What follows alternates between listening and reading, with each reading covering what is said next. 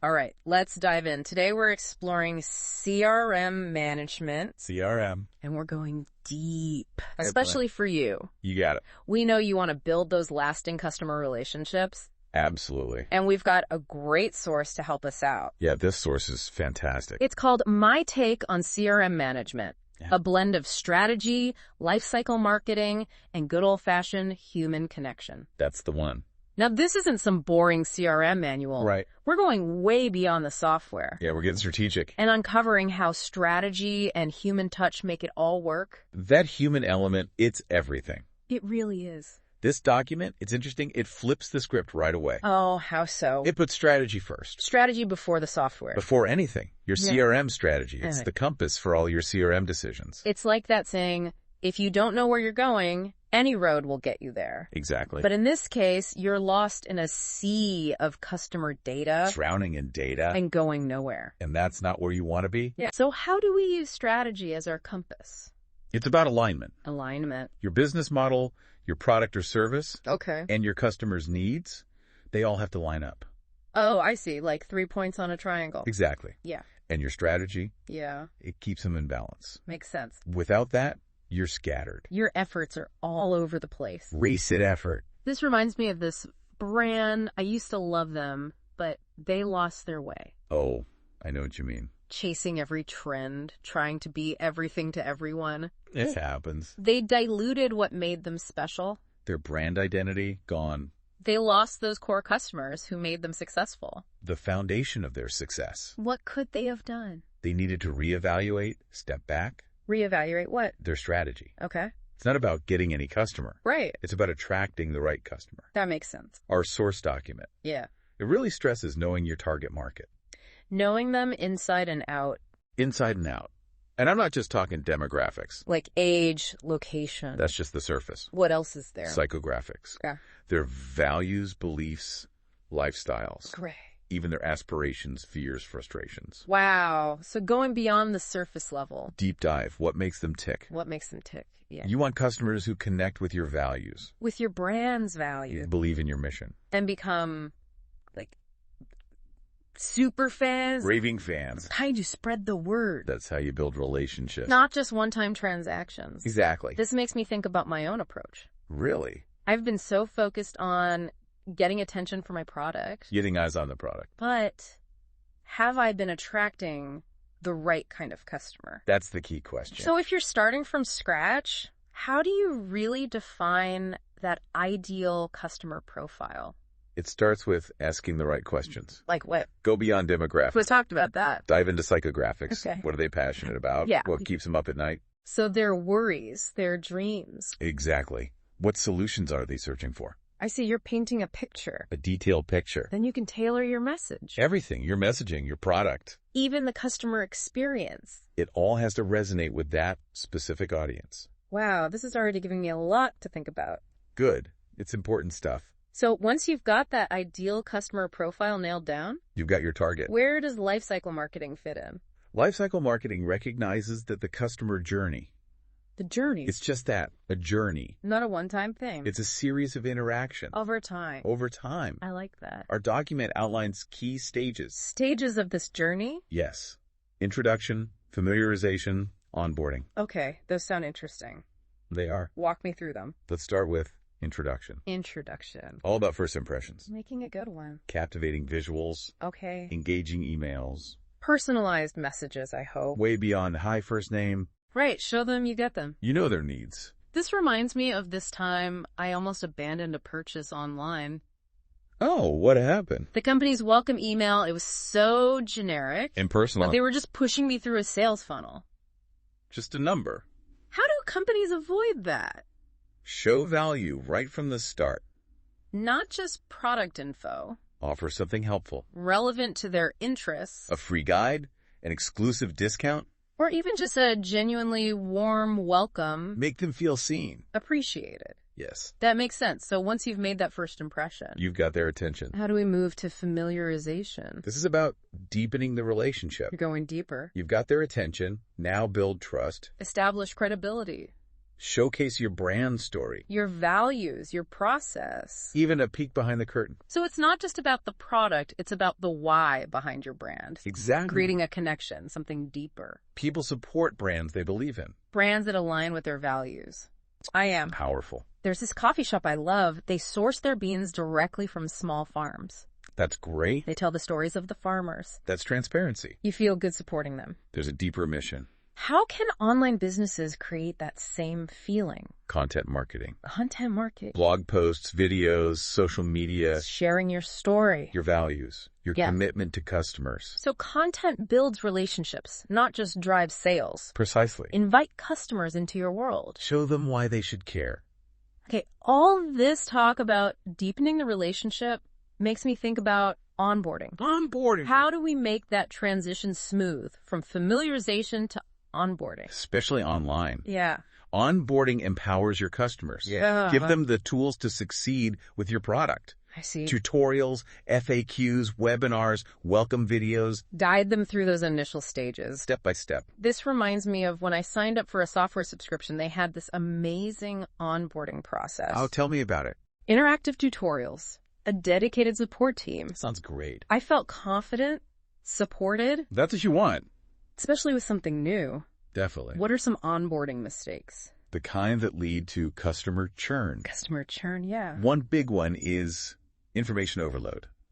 Too much at once. Don't bombard them. Okay. Focus on the essentials What they need to get started. and achieve early success. Early wins. And never forget personalization. So, meet them where they are Guide them through the process and make it personal. and support it. Make them feel like you're invested in their success. Not just trying to close a deal. I'm seeing how these early stages, These are early stages. they're so crucial for building trust and loyalty Absolutely. They set the tone. for the entire relationship. Get them right. And you're golden. This is all fantastic, but what happens when a customer starts to drift away? That's where re-engagement comes in. Re-engagement. We'll dive into that next time. Stay tuned for part 2 of our deep dive. We'll be right back. Welcome back to our deep dive on CRM management. CRM. It's a journey. In part 1, we talked about the foundation, Strategy, knowing your customer, those critical first steps in the customer life cycle. building relationships. But we left off on a bit of a cliffhanger.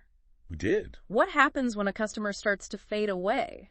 Ah, yes. The drifting customer. It's inevitable, right? Some will drift. It's natural. But it's not the end of the story. Not at all. That's where re-engagement comes in. Re-engagement, it's a powerful tool. So how do we win back those who've strayed? Our source document highlights some key tactics. My take on CRM management, right. That's the one. What does it say? It outlines 3 main strategies. Okay, give me the rundown. Retargeting, re-engagement, and reacquisition. 3 R's. Think of them as a ladder. A ladder. Each step takes us closer to winning back those lost connections. Okay, I like that visual, so break it down for me. Starting with retargeting. Retargeting, the first step. It's a gentle nudge. For who? Those who showed some interest but haven't taken action. They're on the fence. You've seen those personalized ads online, right? Yeah? The ones that follow you around. Products you viewed, maybe left in your cart. The abandoned cart email, a classic. Exactly. Sometimes they work. Yeah. They remind you of something you actually wanted. But got distracted. That's the key. Being helpful, not pushy. Just a gentle reminder. Hey, remember this. CRM software can help with that, right? Oh, absolutely. It tracks those interactions. Triggers those personalized messages. At just the right moment. So retargeting is like a friendly tap on the shoulder. We're here if you need us. Not a full-blown sales pitch? No pressure. Okay, so that's step 1 on the ladder. Except re-engagement. Re-engagement, what's the difference? This is more proactive. Okay. We're reaching out to customers who've gone quiet. They've been silent for a while. Maybe they had a concern or just lost interest. So how do you re-engage them? Personalized emails, addressing potential issues, maybe offer an exclusive incentive. Something to pique their interest again. I saw a great example recently. Oh, tell me about it. This clothing brand I follow. Okay. They sent an email with the subject line, "Is it us? Did we do something wrong?" Wow, that's bold. It was playful, self-deprecating. I bet it got your attention. It made me click immediately. That's smart marketing. Humor can be disarming. It humanizes the brand. Shows that you care. Okay, so we've got retargeting and re-engagement. 2 steps on our ladder. What about reacquisition? That's the final step. The last resort. Not necessarily. Think of it as a grand gesture. For who? Customers who haven't engaged in a long time. I've really drifted away. You're trying to win them back. Okay, so what's the grand gesture? We miss you message. Ah, that's sweet. Maybe an irresistible offer.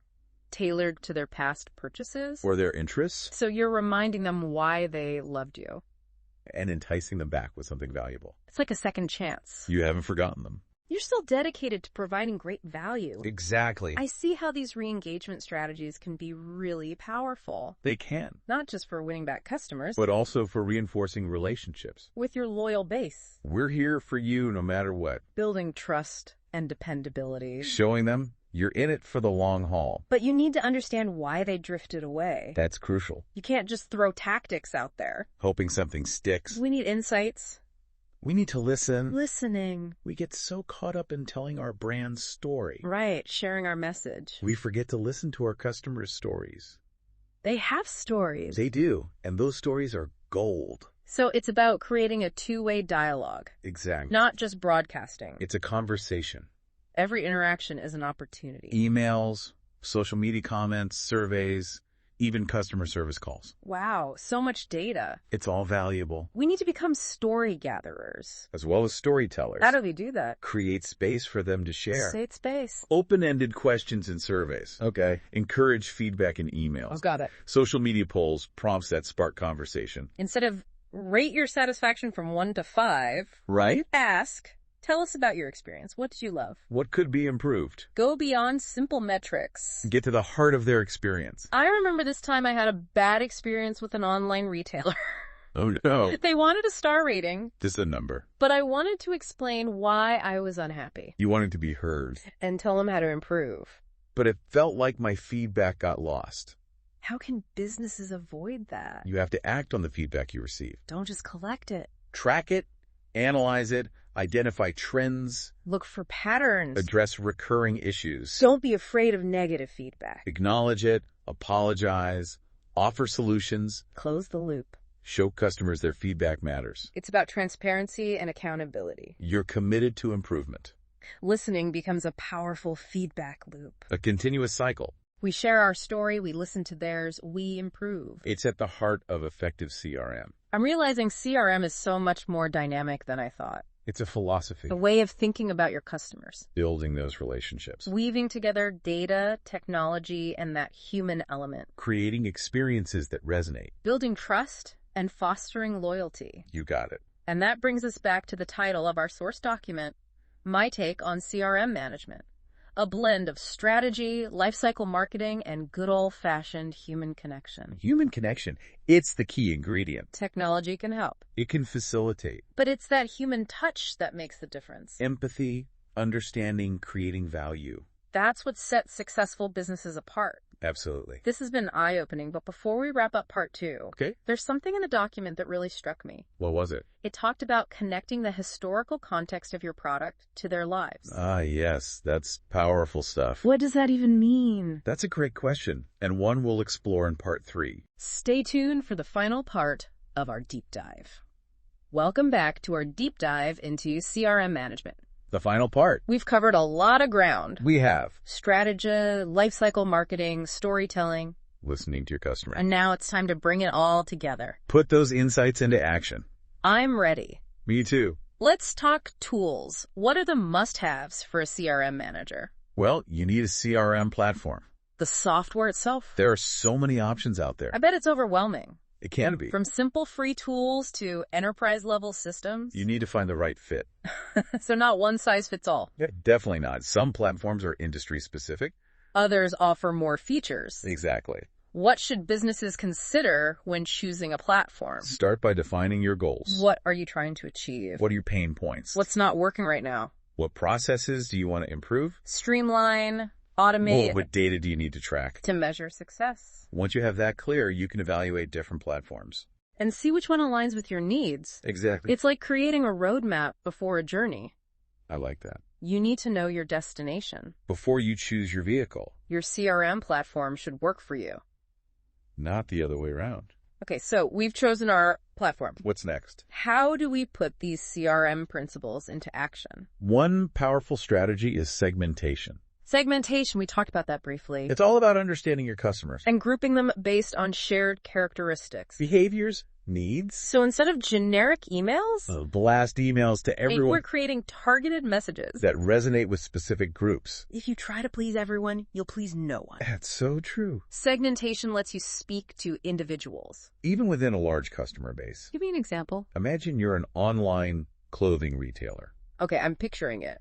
You could segment by style preference. Size range, past purchases. Then you send targeted emails. Showcasing new arrivals they'll love. It increases sales. And shows the customer you understand them. You're providing a personalized experience. Those emails become valuable, not annoying. Exactly. What other strategies can we use? Personalization is key. Beyond just using their name. It's about using data to create personalized experiences. At every touch point. Every interaction. So treat each customer as an individual. Not a number in a database. Use your CRM to track interactions. Preferences, purchase history. Then tailor your communication. Your offers, your recommendations. It could be a simple happy birthday email. A curated selection of products. A personalized follow-up after a purchase. Checking in, making sure they're happy. It's bringing back the human touch. In a digital world, we're surrounded by automation. It's easy to feel like just a number. But these small gestures make a difference. A handwritten thank you note. A surprise discount. Even a phone call to check in. It builds goodwill. Strengthens those relationships. Exactly. This all sounds great, but it feels overwhelming. Especially for businesses new to CRM. It's a lot to take in. It feels like a lot of work. You don't have to do it all at once. That's good to hear. Start small. Focus on one or two areas. Maybe improve the onboarding process. Or create a simple welcome email sequence. Choose a manageable starting point. Aligned with your resource. Just track your results, make adjustments. As you gain experience, you can expand your efforts. A journey of 1,000 miles begins with a single step. CRM is a journey. And not a destination. Continuous learning, adapting, refining. This deep dive has been so insightful. I'm glad to hear that. I have a whole new understanding of CRM. It's a powerful tool. It can transform how we build relationships. It can. But at its core, it's about putting your customers first. At the center of everything you do. Moving beyond transactions. Building genuine relationships. When you achieve that, everyone benefits. Customers feel valued. And businesses thrive. Thank you so much for guiding us through this deep dive. It's been my pleasure. I feel inspired to take my CRM efforts to the next level. That's great to hear. Any final words of wisdom? Stay curious, stay adaptable, keep that human connection at the heart of your strategy. Fantastic advice. And to our listeners, thank you for joining us on the deep dive. We hope you enjoyed exploring CRM management. Until next time, keep diving deep